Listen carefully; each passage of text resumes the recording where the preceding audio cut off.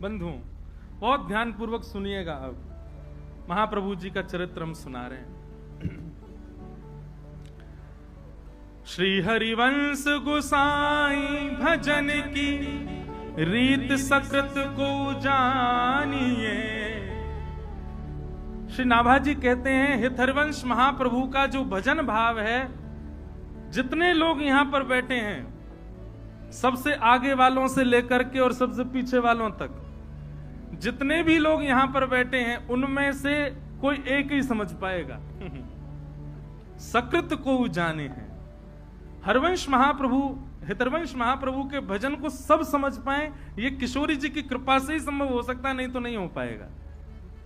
हम प्रयास मात्र कर रहे हैं कि हम सुना पाए और आप समझ पाओ, परंतु ये अति दुर्लभ है। ये पहले ही श्री नाभा जी ने वर्णित कर दिया।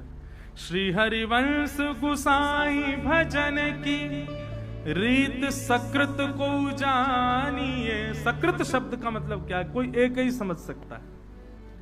हरिवंश महाप्रभु के भजन भाव को किसने समझा, उनका प्रसंग कल आएगा कथा में। आज तो हम श्री राधा वल्लभ जी के प्राकट्य तक की कथा सुनाएंगे और फिर महाप्रभु जी के जो कृपा पात्र हुए श्री सेवक जी आदि, उनका चरित्र कल सुनेंगे। तो सेवक जी महाराज, सकृत शब्द उन्हीं के लिए प्रयोग किया है। हर कोई हितरवंश महाप्रभु के भजन भाव को नहीं समझ सकता। श्री राधा चरण प्रधान हृदय अति सुदृढ़ उपासी। राधा चरण प्रधान हृदय अति सुदृढ़ शब्द, बहुत ध्यान पूर्वक सुनिए भैया, इधर उधर मत देखना कोई भी। हम पहली बार कथा कर रहे हैं भक्तमाल की, बड़े भाव से सुनो भैया सबरे। आप लोग इधर उधर देखोगे, एक दूसरे से बात करोगे, अगले जन्म में ब्याह नहीं होगा। हाँ चलो इसी बहाने सही यहीं तो देखोगे। महाराज जी अगले जन्म में ब्याह नहीं हो, ये जब कहते हैं तो लोग देख, अब देखो कोई नहीं देखेगा इधर उधर। ब्याह की इतनी ललक है सबन को, या जन्म में भयो नहीं, अगले जन्म की प्रतीक्षा है। बहुत ऊंची बात। श्री राधा चरण प्रधान हृदय अति सुदृढ़ उपास।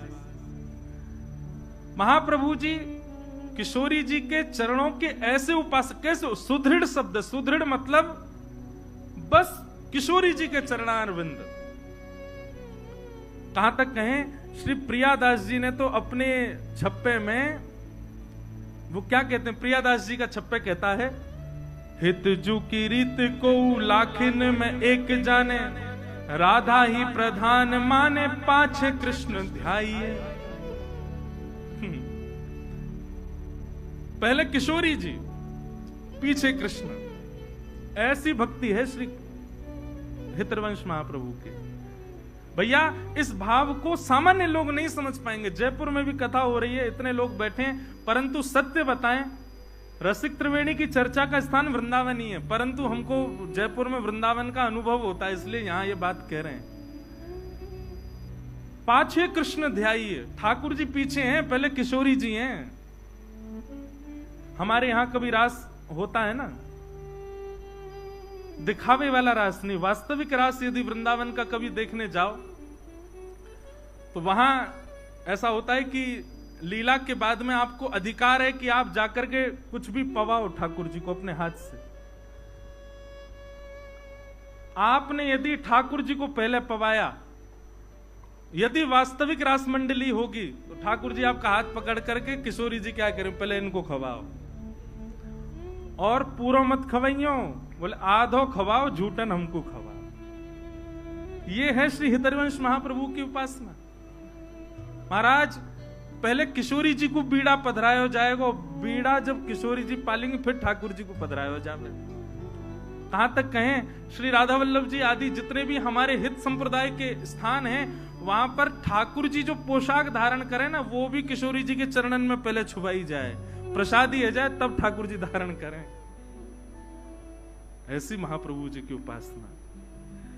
हित जू की रीति को लाखन में एक जाने, लाखों में कोई एक समझ पाएगा श्री हित महाप्रभु की भक्ति को। राधा ही प्रधान माने पाछे कृष्ण ध्याइए, निपट विकट भाव होत न स्वभाव ऐसो, उन्हीं की कृपा दृष्टि नेक क्यों हूं पाइए। ऐसा भाव किशोरी जी की कृपा से ही हो सकता है, और किसी भाव से आप कितना प्रयास कर लो ये संभव नहीं है। और कुंज केली दंपति तहां की करत खवासी। कुंज निकुंजों में ठाकुर जी की नित्य केली का, अभी महाप्रभु जी का चरित्र सुनाएंगे, फिर सुनिएगा क्या क्या भाव सुंदर महाप्रभु जी के। सर्वस महाप्रसाद प्रसिद्धता के अधिकारी। हितरवंश महाप्रभु का एक ही नियम है, क्या कि महाप्रभु जी ठाकुर जी का ही प्रसाद पाते हैं।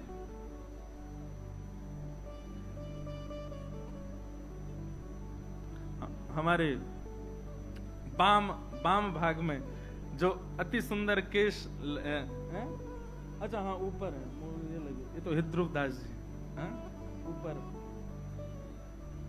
श्री हितरवंश महाप्रभु। सर्वस महाप्रसाद प्रसिद्धता के अधिकारी। हितरवंश महाप्रभु का एक सुदृढ़ नियम है, क्या?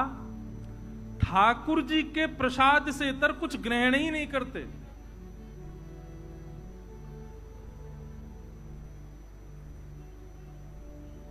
एक बार की चर्चा है, वैसे तो जब चर्चा प्रारंभ होती तभी सुनाना था, पर अभी मन में भाव आ रहा है कि जब महाप्रभु जी छोटे थे, हितरवंश महाप्रभु, तो उनका नियम था कि वो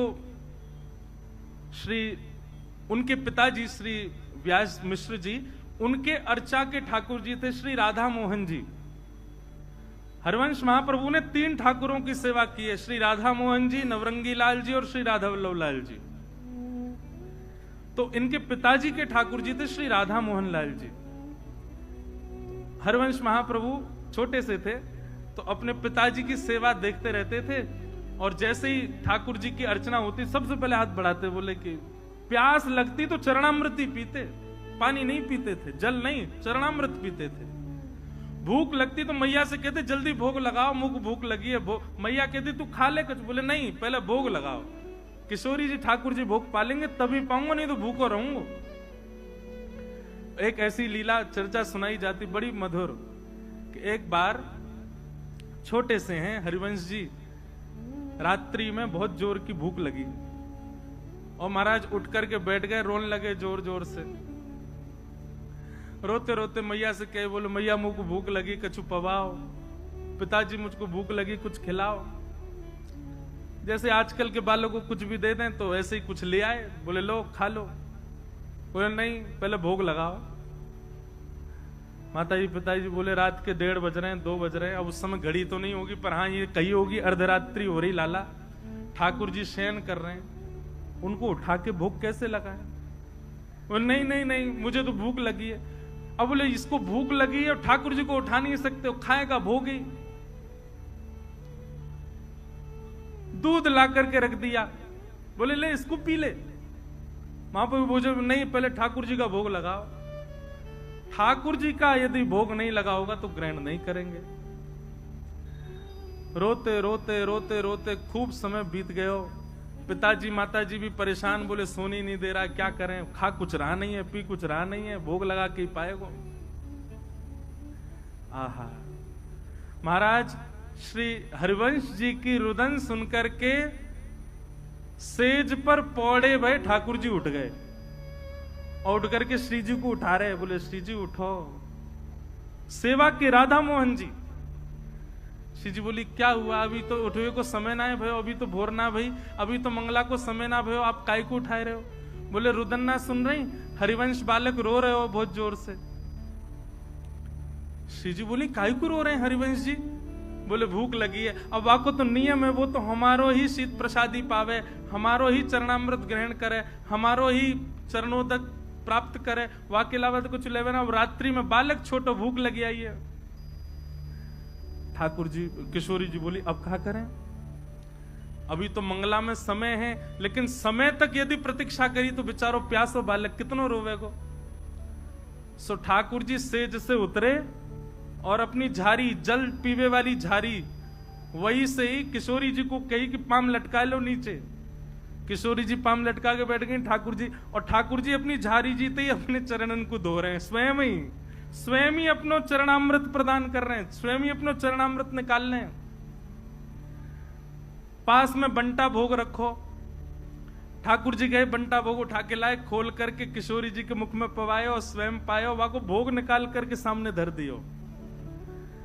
आज ठाकुर जी और किशोरी जी ने अपने आप ही श्रृंगार कर लिया, अपने आप ही एक दूसरे को सुंदर भाव सजा करके और सेज पे ही दोनों बैठ गए। 3-3:30 बजे जो समय हो तो सुबह मंगला करवे को श्री व्यास मिश्र जी तुरंत गए मंदिर में जाकर के कपाट खोले, और जैसे कपाट खोल करके देखी तो कहा पायो ठाकुर जी तो बैठे हुए हैं, अपने आप ही टेढ़ों से श्रृंगार कर लियो है, यहाँ तक कुंडल भी उतर रहे हैं, थोड़े थोड़े वस्त्र भी उधरे उधरे से दिख रहे हैं, और तभी कहा देखो नीचे पात्र में चरणामृत भी रखो है, चरणोदल भी कर दियो है, और पास में बंटा जी भी खुले हुए हैं, दोनों की दतुइयां लगी हुई है, नेक नेक पाए लियो है। आहा, ये दृश्य देख करके व्यास मिश्र जी तो आनंदित हो गए, तुरंत गए और जाकर के चरणामृत और भोग ले जाकर के हरिवंश बालक को प्रदान किए, तुरंत पा लियो। पा करके बालक तो सो गयो, लेकिन माता पिता दोनों नेत्र सजल और ठाकुर जी को देख रहे हैं कि हम तो विचार कर रहे हैं ठाकुर जी को कैसे उठाएं, पर हरिवंश जी को रुदन सुनकर के ठाकुर जी स्वयं उठ गए, स्वयं अपनो चरणामृत निकाल लियो, स्वयं अपनो श्रृंगार कर लियो, स्वयं भोग लगा के और स्वयं तैयार है के सेज पर विराजमान है गए। वादना श्रृंगार नहीं भयो, वादना मंगला आरती ना भई। बोले क्यों? आज ठाकुर जी ने अपनी मंगला खुद ही कर ली है। क्यों? हरिवंश जी को भूख लगी। किस लिए? क्योंकि उनका नियम है कि वो ठाकुर जी के प्रसाद के अलावा कुछ नहीं पाते।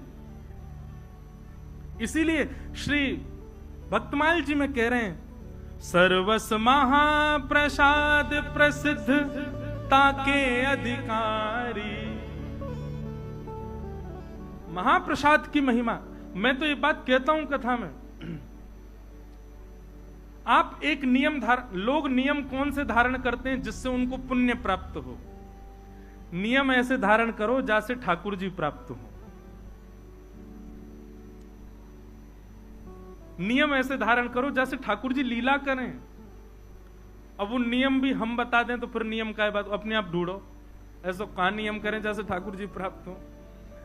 महाप्रसाद पावे को एक नियम ये श्री महाप्रभु जी से आप सब सीख सकते हैं। क्या? आज के बाद जो ठाकुर जी को अर्पित नहीं है उस वस्तु को लेना ही नहीं है, ग्रहण ही नहीं करना है।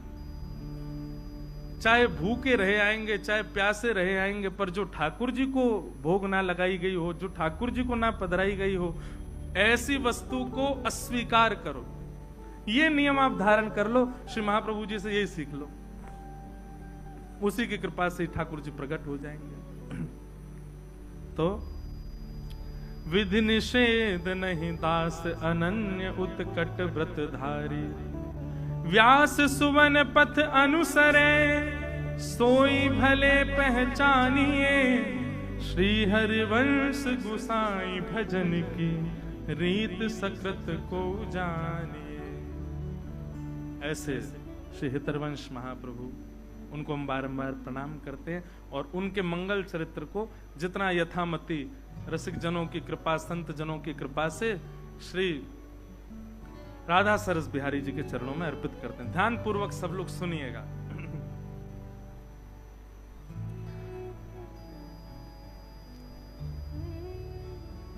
हरिद्वार की ओर जब आप दिल्ली से जाएंगे तो बीच में रुड़की पड़ता है, उससे पूर्व में ही अगर आप एक देहरादून का मार्ग अपनाएंगे तो उसी मार्ग में बीच में एक स्थान पड़ेगा जिसका नाम है देवबंद। क्या नाम है? देवबंद। अब इसका पूर्व नाम तो देवबन ही रहा होगा, बाद में कालांतर में लोगों ने, क्योंकि जहां ऐसे रसिक जन विराजमान रहे वहां देवबंद नहीं रह सकते, वो देवबन ही रहा होगा। तो देवबंद में व्यास मिश्र नाम के एक ब्राह्मण रहते थे और उनकी पत्नी का नाम श्रीमती तारा। व्यास मिश्र जी जो थे ये बहुत अच्छे ज्योतिषाचार्य थे और ज्योतिष का ऐसा प्रभाव इन्होंने सब पर डाल रखा था कि महाराज खूब भीड़ लगी रहती थी लोगों की पुछवाने के लिए।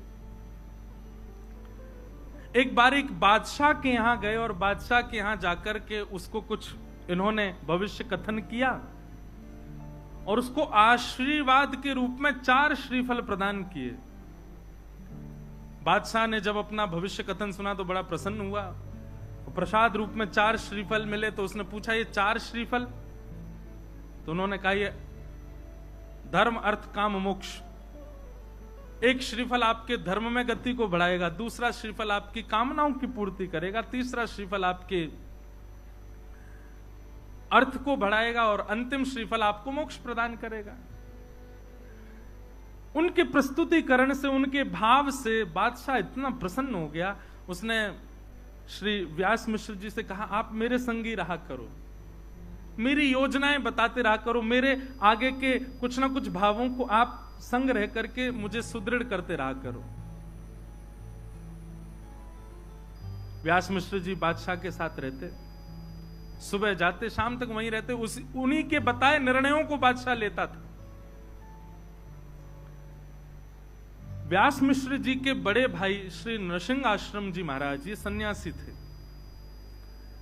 एक बार आप वृंदावन जा रहे थे और बीच में ही देवबंद पड़ा, तो जैसे ही आप देवबंद से निकले तो अनेक भक्त जनों ने जाकर के स्वागत सत्कार किया, उनसे कहा कि महाराज आपके छोटे भाई भी यहां रहते हैं, एक रात्रि यहां विश्राम कर लीजिए। बहुत ध्यानपूर्वक सुनिएगा। नृसिंह आश्रम जी बहुत सबके याचना करने पर रुक गए। सब प्रणाम करने आए तो व्यास मिश्र जी अपनी पत्नी तारा के साथ में, बड़े भैया हैं, प्रणाम करने आए, प्रणाम किया, दोनों को आशीर्वाद दिया। जैसे ही प्रणाम करके उठे तो नृसिंह आश्रम जी ने व्यास मिश्र जी के ललाट को देखा और देख करके बोले चिंता की रेखाएं दिख रही हैं, बहुत चिंतित लग रहे हो आप, क्या बात है? अत्यंत संकोच के साथ सकुचाए भाव से निवेदन किया, सब कुछ है भैया, सब कुछ है आपकी कृपा से, गुरुदेव की कृपा से, भगवत कृपा से सब कुछ है, पर हरिभक्त परायण एक संतान नहीं है। नृसिंह आश्रम जी हंसने लगे, बोले तुम पूरी दुनिया का भविष्य बताए फिरते हो, अपना भविष्य नहीं देख पा रहे। और रही बात भाई संतान नहीं है तो इसको भगवत प्रसाद मानो, दोनों ही भजन करो, मत पड़ो उस भाव के पीछे। मैं कथा में एक बात कहा करता हूं, प्रकृति आपको जो सहज रूप से दे दे उसको स्वीकार करो। प्रकृति ने आपके लिए जिस भाव को नहीं रखा उसके पीछे मत भागो, चाहे वो संतान हो, चाहे वो ब्याह हो, चाहे वो कोई भी संबंध क्यों ना हो, संसार की कोई वस्तु क्यों ना हो। आप प्रकृति के पीछे दौड़ करके, भाग करके, दुनिया भर के क्रियाकलाप करके, दुनिया भर के जो है तंत्र मंत्र करके और योजनाएं बना करके अगर किसी वस्तु को पालोगे, प्रसन्न नहीं रह पाओगे। इसलिए प्रकृति जो दे उसको स्वीकार करो। पर यहां पर महाराज जी एक प्रश्न उठता है, ऐसे तो नंद यशोदा के भी लाला नहीं थे, उन्होंने भी तीर्थों में जा जा करके खूब प्रार्थना करी। हमारे नाना जी एक बात कहते थे, अच्छा एक बात बताएं, ये कथा हमारे नाना जी करने वाले थे। लोकेश भैया बता रहे, बोले मैंने नाना जी से कहा था कि आप कथा सुनाओ, तो नाना जी बोले करेंगे करेंगे करेंगे। नाना जी तो भगवत धाम प्रस्थान कर गए, पर वो हमको इसीलिए तैयार करके गए कि हम भक्तमाल सुना दें यहाँ पे, उन्हीं की कृपा प्रसादी। हमारे नाना जी के जिनने दर्शन किए होंगे ना, ये समझ लो कि उनको मतलब उनके बड़ भाग्य ही होंगे कि हमारे नाना जी के दर्शन हुए। ऐसे अद्भुत महापुरुष। वो एक बात बताया करते तो बोले लाला, पुत्र की याचना तो करी है नंद यशोदा ने, पर पुत्र के याचना में पुत्र कैसा चाहिए, वो भावना क्या है? विष्णु आराधनार्थाय। हमको पुत्र इसलिए नहीं चाहिए कि लोग बाग पुत्र की याचना इसलिए करते हैं कि अंतिम समय में वही संस्कार करेगा, यदि पुत्र के हाथों संस्कार ना हो तो ऐसा कहते हैं पुम नामक नरक में जाना पड़ता है। लेकिन महाराज आजकल के पुत्र जैसे हो रहे हैं, ऐसे पुत्रों से संस्कार करके तो निश्चित जाना पड़ेगा।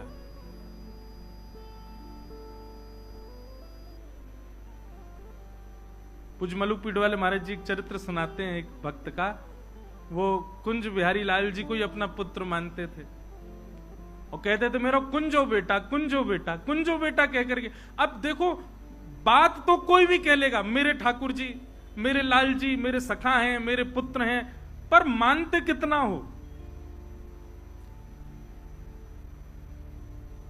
कहने की बात है कि भाई प्रकृति जो दे उसको स्वीकार करो, जो ना दे उसके लिए ज्यादा प्रयास मत करो, लेकिन फिर भी प्रयास करना है तो याद रहे ठाकुर जी को वचन देना कि नाथ मुझे ये वस्तु दे दो, मैं आपको वचन देता हूं आपके चरणों में ही अर्पित रहेगी, तो वो वस्तु मिल जाएगी। और वही भाव रखा। नरसिंहदेव जी के चरणों में सबने प्रणाम करते हुए कहा व्यास मिश्र जी ने कि हमें एक पुत्र की प्राप्ति हो, भगवत परायण पुत्र हो, भक्ति परायण पुत्र हो। तो नरसिंह आश्रम जी बोले कि तुम सबका भविष्य देखते हो, अपना भविष्य नहीं देख पाए, और मुझे तो दिख रहा है कि तुम्हारे संतान का योग नहीं है। अब तक तो व्यास मिश्र जी बोल रहे थे, लेकिन तारा माँ ने थोड़ी सी प्रार्थना करते हुए हाथ जोड़ के कहा, बोले भगवान यदि सब विधि का विधान है, सब पूर्व से ही नियोजित है, तो फिर आप जैसे संतों के पीछे इतनी भीड़ क्यों लगी रहती है? आप जैसे संतों को इतना लोग प्रणाम क्यों करते हैं? आप जैसे भक्त, आप जैसे संत, इनकी महिमा क्यों है? जब सब विधि से ही होना है तो फिर संतों को, भक्तों को, वैष्णवों को प्रणाम करना बंद कर देना चाहिए। तो हम तो प्रणाम इसीलिए करते हैं सब सुखद हो जीवन में। और जब सब विधि पर ही आश्रित है तो फिर भक्त, वैष्णव, संतों के चरण रज की क्या महिमा रह गई? तारा जी की ये बात नरसिंह आश्रम जी के चित्त को लगी। बहुत सावधानी, सब लोग इधर देखो, पीछे वाले भी, सब लोग भाव से कथा सुनो। तारा जी की ये बात नरसिंह आश्रम जी को चित्त में लगी कि भाई प्रश्न भगवान पर उठे तो कोई बात नहीं, पर भक्ति पर उठ गया है, भक्त पर उठ गया है।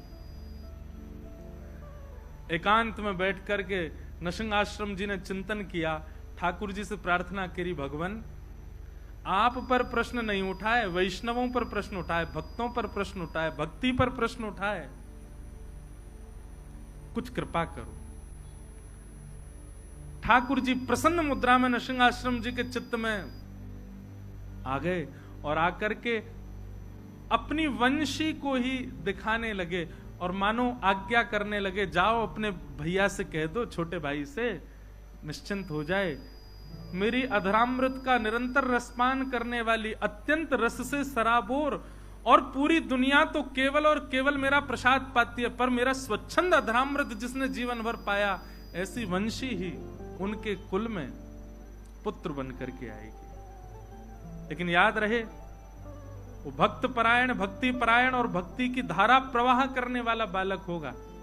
कोई वंश परंपरा और कोई अपने वंश वृद्धि या फिर धन वृद्धि आदि इन सब भावनाओं से पुत्र की याचना ना रखे। भक्ति का वर्धन करने वाला पुत्र उनके कुल में होगा, मेरी वंशी ही पुत्र बन करके आएगी, आज्ञा कर दीजिए। नरसिंह आश्रम जी व्यास मिश्र जी के पास गए और हृदय से लगाते हुए कहा, ठाकुर जी ने आज्ञा की है, चिंता मत करो, आपके घर ठाकुर जी की वंशी ही पुत्र रूप धारण करके आएगी, पर भक्ति वर्धन करने वाले, यही भावना उसके चित्त में होगी, वो भक्ति का वर्धन करने वाला बालक होगा। कुछ समय बीता और तारा मैया के गर्भ में भक्तराज श्री हरिवंश जी आए। महाराज जी इतना सुंदर वर्णन है चरित्र में कि जैसे वो कहते हैं, जा दिन से हरि गर्भ ही आए। हमने कौशल्या मैया के बारे में सुना है, हमने देवकी मैया के बारे में सुना। जब से ठाकुर जी गर्भ में आए तब से मैया को अच्छा अच्छा अनुभव होने लगा, सुंदर सुंदर भाव होने लगा। पर यहां पर कितना सुंदर भाव बताया कि जब से श्री हितरवंश महाप्रभु तारा मैया के गर्भ में पधारे, तब से तारा मैया को वृंदावन की स्मृति होती है। रात्रि में सोते सोते मानो उठ के बैठ जाती हैं, श्री वृंदावन श्री वृंदावन श्री वृंदावन श्री वृंदावन श्री वृंदावन। व्यास मिश्र जी उठ के बैठ जाते, देवी क्या हुआ? बोले कैसी सघन कुंज है ना, कैसी लता द्रुम है ना, कैसी सुंदर कलकल करती यमुना जी बह रही है ना, कैसा सुंदर गिरिराज पर्वत है, मानो ब्रज की स्मृति हो रही है। और फिर नेत्र खुल जाते हैं तो नेत्रों से अश्रुपात होने लग जाता है, रुदन विरह भाव। व्यास मिश्र जी कह रहे हैं क्या हुआ देवी? बोले मुझे नहीं पता क्या हो रहा है, पर पता नहीं क्यों जब भी सोती हूं तो स्वप्न में कुंज दिखाई देते हैं और लता पत्र दिखाई देते हैं, यमुना जी दिखाई देती हैं, वृंदावन वृंदावन वृंदावन वृंदावन की स्मृति होती है।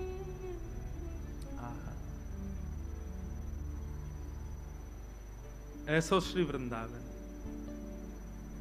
अब तो वो रोज व्यास मिश्र जी से कहती हैं कि आप एक बार हमको वृंदावन ले चलो। व्यास मिश्र जी बोले ठीक है, मैं राजा से बात करूंगा, अवकाश मिलेगा तो चलेंगे। राजा से जाकर के व्यास मिश्र जी ने कहा कि हमको वृंदावन जाना है, आप अवकाश दे दो। तो राजा ने कहा अरे आप क्यों जाएंगे, हमारा आगरा जाने का कोई योजना बन रही है, तो हम जाएंगे, पूरी व्यवस्था के साथ जाएंगे, तो हमारे संग ही चल देना। अब राजा की बात वो तो कल पे टालते जाएं, कल चलेंगे कल चलेंगे कल चलेंगे, करते करते करते महाराज महीनों बीत गए। और श्री राधा वल्लभ लाल की राजा तो रोज कहें कि भैया आप चलेंगे, पर समय बीतता गया। रोज तारा मैया कहती हैं कि हमको वृंदावन ले चलो, मुझे बहुत विरह होता है, बहुत स्मृति होती है वृंदावन की, बहुत याद आती है, एक बार दर्शन करा लाओ वृंदावन का।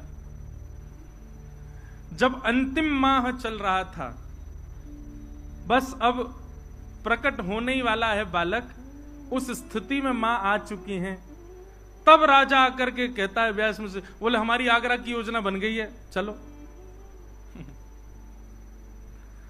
वृंदावन भी अपनी योजनाएं बना करके सबको बुलाता है, अपने आप कोई नहीं जा सकते। पहले चली जाती अगर तारा मैया, तो फिर महाप्रभु जी का जन्म ब्रज में कैसे होता। 9वां महीना प्रारंभ हुआ और तभी राजा बादशाह ने कहा कि हमारी आगरा जाने की योजना बनी, व्यास मिश्र जी आप तैयारी करो, चलेंगे वृंदावन, आपको छोड़ देंगे, आप दर्शन कर लेना। व्यास मिश्र जी बोले अब तो असंभव है, अब तो बालक आने वाला है। बोले आप चिंता मत करो, रानियों जैसी व्यवस्था करेंगे, पालकी में लेकर के, बिल्कुल कोई दिक्कत नहीं होगी, सखी सहचरियां और सब बढ़िया व्यवस्था करके ले चलें, पलकों पे लेके चलेंगे, आपकी पत्नी को लेके चलो। व्यास मिश्र जी का मन तो थोड़ा कम था, जैसे ही घर जाके तारा जी से कहा कि बादशाह ने आज कहा है आगरा जाने के लिए, वो तो पीछे ही हाथ पकड़े, बोले नहीं फिर तो चलेंगे। बोले तुम्हारी स्थिति, बोले मैं संभाल लूंगी, पर ले मुझे वृंदावन ले चलो। और बादशाह के उस टोली के साथ में व्यास मिश्र जी और तारा मैया आगरा के मार्ग की ओर प्रस्थान करने लगे। तभी बीच में पड़ा श्री वृंदावन। वृंदावन में प्रवेश किया। बंधुओं, ये उस समय का वृंदावन है जब वृंदावन में ठाकुर जी प्रकट रूप से कहीं विद्यमान नहीं थे। केवल और केवल यमुना जी, व्रज की कुंज लता, ब्रजरज, गोवर्धन नाथ जी, केवल यही हैं, और कोई ज्यादा मंदिर आदि कुछ थे नहीं वृंदावन में। भोर के समय गए, वृंदावन में प्रवेश करते रोंगटे खड़े होने लगे, नेत्र सजल होने लगे। ये स्थिति व्यास मिश्र जी ने कभी देखी नहीं तारा मैया की। यमुना जी में जाकर, यमुना जी के पुलिन पर जाकर के बैठी, मानो घंटों तक यमुना जी को निहार रही हैं। लता पत्रों को स्पर्श करती हैं तो मानो ऐसा लगता है इनसे कोई संबंध है। अब ये सब भावना मैया की नहीं है, गर्भ में बैठे बालक की है। वो ठाकुर जी के संग में रही वंशी, उसको एक एक भाव पता है, वो सब जानती है कहाँ यमुना जी, कैसी ब्रजरथ, कौन से वृक्ष, कौन सी लता गुर्म, कौन सी कुंज में कौन सी लीला, वो सब स्मृतियां हो रही हैं। सायकालीन समय हो गया, वृंदावन को प्रणाम करके और पुनः आगरा के मार्ग की ओर जैसे प्रस्थान करने लगे। अब वृंदावन से ज्यों-ज्यों दूर जामे त्यों-त्यों तारा मैया का विरह बढ़े। व्यास मिश्र जी कहें आप ऐसे इतना रुदन मत करो, इससे प्रभाव पड़ेगा बालक पर। बोले नहीं, मुझे बहुत, मेरा मन हो रहा है मैं वहीं रहूं। बोले वहां कहां रहेंगे, वो पूरा वन है, वहां वंचर जीव रहते हैं, हिंसक जीव रहते हैं, कहां रहेंगे हम दोनों। पर उनका रुदन इतना विकल करने वाला था कि उस रुदन को व्यास जी सुन नहीं पा रहे थे। और तभी रुदन करते कि बस वृंदावन ब्रज की सीमा में ही थे, अभी बस निकलने ही वाले थे ब्रज की सीमा से, तभी प्रसव पीड़ा होने लगे। और वो ऐसी प्रसव पीड़ा हुई कि तुरंत बादशाह को जाकर के व्यास मिश्र जी ने कहा कि महाराज आप आगरा को प्रस्थान करो, हमारी गृहिणी को प्रसव पीड़ा हो रही है, इससे आगे ले जाना उचित नहीं होगा। यहाँ ये गांव जैसा दिखाई दे रहा है, यहाँ कुछ लोग दिख रहे हैं, हम यहीं रुक जाते हैं, क्या पता आगे बन आया और वहां कुछ दिक्कत हुई तो क्या करेंगे। बादशाह ने कहा ठीक है, आप कुछ सेवक भी ले लो और आप यहीं रुक जाओ। और वृंदावन के समीप बाद गांव, बाद ग्राम, वहां ताराजी और व्यास मिश्र जी कुछ सेवकों के साथ रुक गए। गांव के लोगों ने देखा महाराज ब्राह्मण देवता हैं, सबने खूब सेवा करी, सब व्यवस्था करी। और वैशाख का महीना, शुक्ल एकादशी का दिन, वैशाख शुक्ल एकादशी, और जैसे ही भोर का समय हुआ है, भोर के सूर्य उदित होने वाले हैं, यहां तो पृथ्वी पर सूर्य उदित हुए हैं और वहां तारा मैया की कोख से हमारे ब्रजमंडल के निधि श्री राधा वल्लभ लाल जी को विराजमान करने वाले परम वैष्णव परम भक्त शिरोमणि श्री हितरवंश महाप्रभु जी का प्रादुर्भाव हुआ। बधाई हो, बधाई हो, बधाई हो, बधाई हो, बधाई हो, बधाई हो। आहा, ऐसे नेक्से से लाला प्रकट भय हैं। हमारे सरस कुंज के आचार्यों ने, मैं आज देखो कितनी ऊंची बात, हमारे सरस कुंज के आचार्यों ने ग्रंथों में आचार्यों की बधाई गाई। मैंने भैया से पूछी, मैंने कि राधा वल्लभ जी की बधाई थी, बोले राधा वल्लभ जी की नहीं, आचार्यों की है। मैंने कहा यही तो कृपा प्रसाद है। और यहाँ अब हम कुछ बधाई गायन करें ने का, महाप्रभु जी प्रकट में, फिर महाप्रभु जी की लीला सुनकर फिर राधा वल्लभ जी को प्राकट्य हुए को। आहा,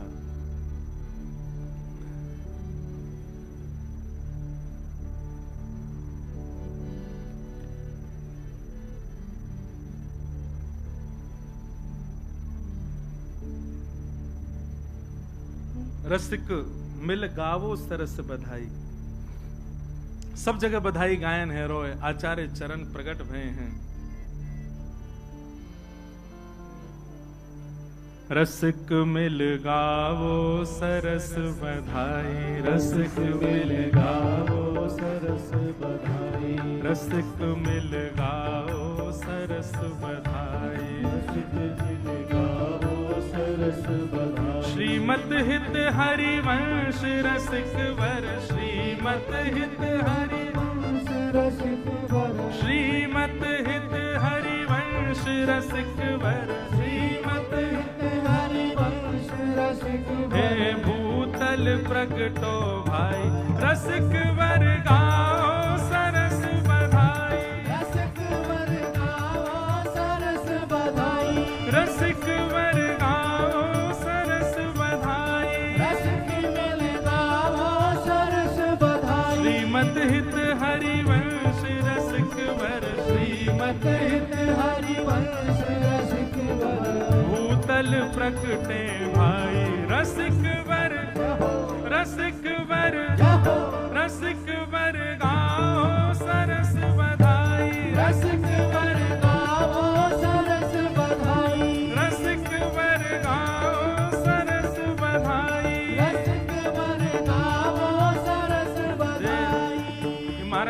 अरे ब्रज के से लग रहे हैं, ब्रज के हो का? अरे वृंदावन के हो, राजपुर के?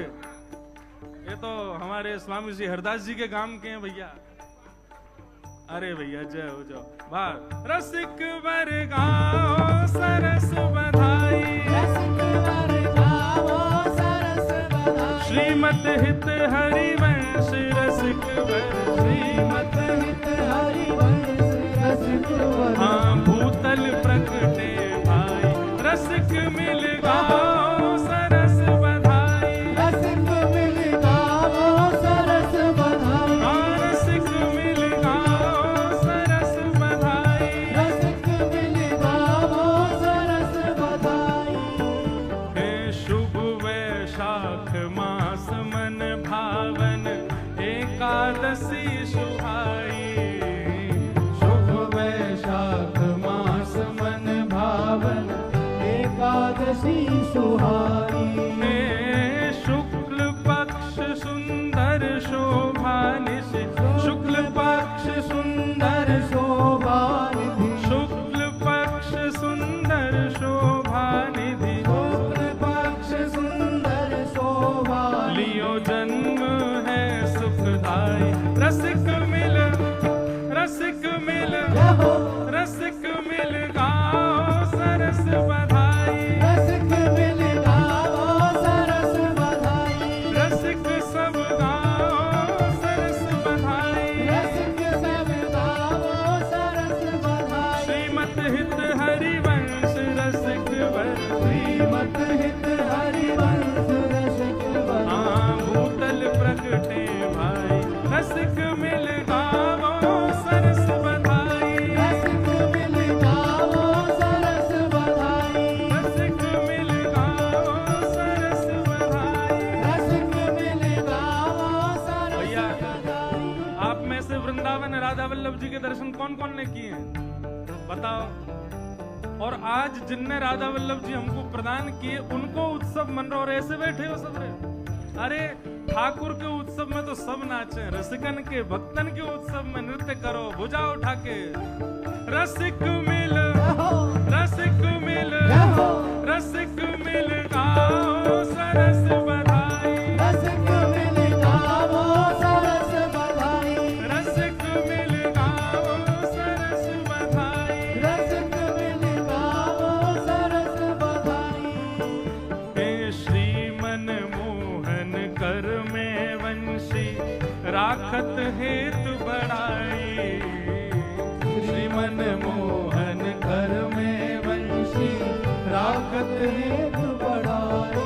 हाँ प्रभु राखत हेतु बढ़ाई, हाँ प्रभु राखत हेतु बढ़ाई। मैं सोया चारज रूप धार के, सोया चारज रूप, धार के, सोया चारज रूप धार के, सोया चारज रूप धार के। हाँ जी रस प्रगटावन आई, रसिक मिल रहो, रसिक मिल रहो, रसिक मिल गाओ सरस बधाई, रसिक मिल गाओ सरस बधाई, रसिक मिल गाओ सरस बधाई, रसिक मिल गाओ सरस बधाई। जय जय राधा वल्लभ हित हरिवंश, जय राधा वल्लभ हित हरिवंश, ओ जय जय राधा वल्लभ प्यारो हरिवंश, जय राधा वल्लभ प्यारो हरिवंश, ओ जय जय राधा वल्लभ श्री हरिवंश, जय राधा वल्लभ श्री हरिवंश, ओ जय जय राधा वल्लभ प्यारो हरिवंश, जय राधा वल्लभ प्यारो हरिवंश, ओ जय जय राधा वल्लभ हित हरिवंश, जय राधा वल्लभ हित हरिवंश, ओ जय जय राधा वल्लभ हित हरिवंश। जय राधा वल्लभ हित हरिवंश। हे जग जीवन उद्धारण कारण, श्यामा श्याम पठाई, जग जीवन उद्धारण कारण, श्यामा श्याम पठाई। हे तारा कूख परम पावन सुचि, तारा कूप परम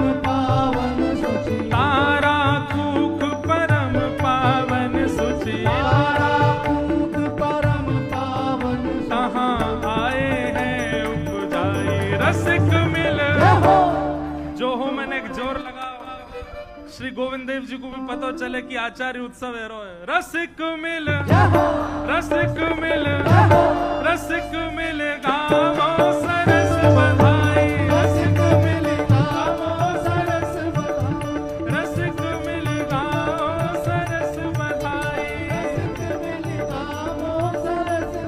श्रीमत हित हरिवंश रसिक वर श्रीमत हित हरिवंश आज भूतल प्रगटे आई रसिक मिल गावो सरस बधाई रसिक मिल गावो सरस बधाई रसिक मिल गावो सरस बधाई रसिक मिल गावो राधा वल्लभ लाल की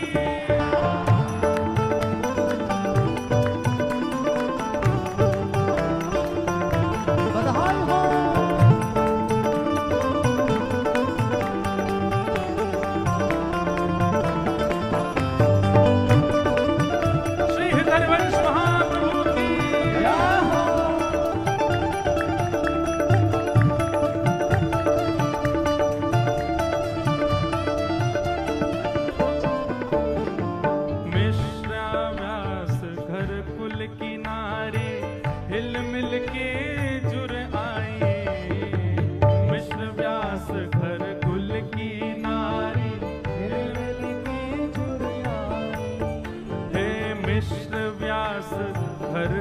की नारी हिल मिल के जुरी आई मिश्र व्यास घर कुल की नारी हिल मिल के जुरी आई सुभग साथिये द्वार धराए सुभग साथिये द्वार धराए सुभग साथिये द्वार धराए सुभग साथिये द्वार धराए और मोतिन चौक पुराए रसिक मिल गावो सरस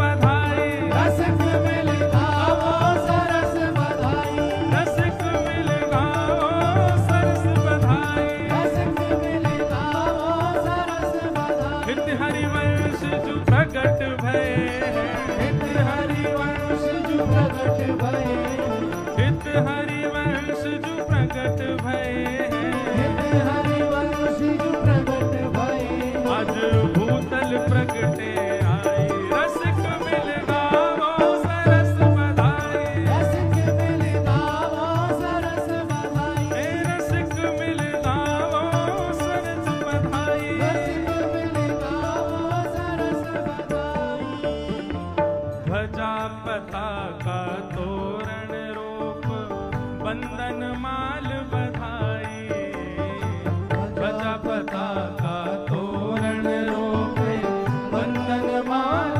बधाई गावन लगी सोहिले सजनी गावन लगी सोहिले सजनी गावन लगी सोहिले सजनी गावन लगी सोहिले सजनी लखी सुर भूल लजाई रसिक मिल रसिक मिल गावत सरस बधाई रसिक मिल गावो सरस बधाई रसिक मिल गावो सरस बधाई रसिक मिल गावो सरस बधाई रसिक मिल गावो सरस बधाई रसिक मिल गावो सरस बधाई नौबत भजन लगी अतिलोनी छम छम मुदत बनाई नौबत भजन लगी श्री राधा वल्लभ लाल की सहनाई नौबत भजन लगी आज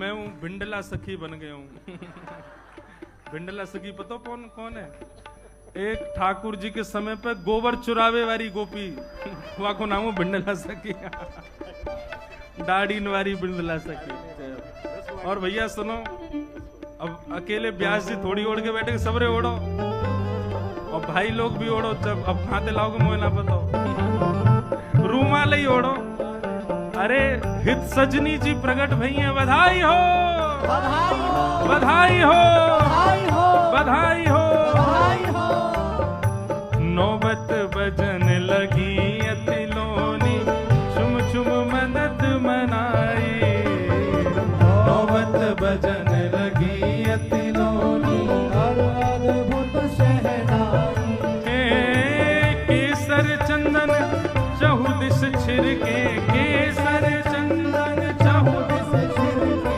केसर चंदन चहुदिश छिड़के केशर चंदन चहुदिस छिड़के आज महके चहुदिश छाई रसिक मिला रसिक मिला रसिक मिल गाओ सरस बधाई रसिक मिल गाओ सरस बधाई रसिक मिल गाओ सरस बधाई रसिक मिल गाओ सरस बधाई रसिक मिल गाओ सरस बधाई रसिक मिल गाओ सरस बधाई राधा वल्लभ हित हरिवंश राधा वल्लभ हित हरिवंश ओ जय जय राधा वल्लभ प्यारो हरिवंश जय राधा वल्लभ प्यारो हरिवंश ओ जय जय राधा वल्लभ हित हरिवंश जय राधा वल्लभ हित हरिवंश जय जय राधा वल्लभ हित